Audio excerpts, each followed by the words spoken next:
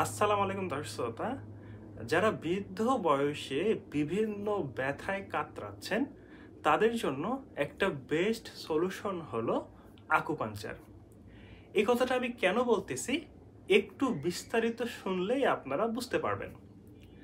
আপনারা খেয়াল করলে দেখবেন আমরা যখন কোনোখানে আঘাত পাই বা ব্যথা পাই, ব্যথাটা শুরুর দিকে একটু বেশি লাগে, পরে কিন্তু আস্তে আস্তে ব্যথাটা চলে যায়।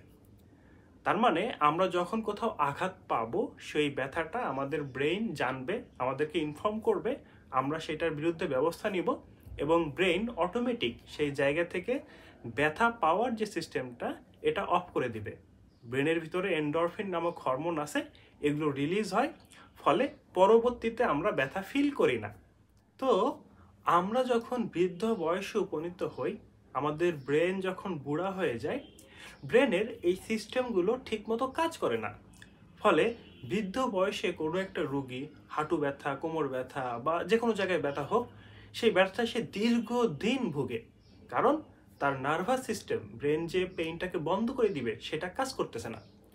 তো আমরা এই ধরনের পেশেন্টকে যখন ব্যথার জন্য আকুপাংচার করি, তখন এই যে ব্রেনের সার্কিটটা এটা অ্যাক্টিভ হয়ে যায়, ব্রেন থেকে এন্ডরফিন রিলিজ হওয়া শুরু হয়ে যায়।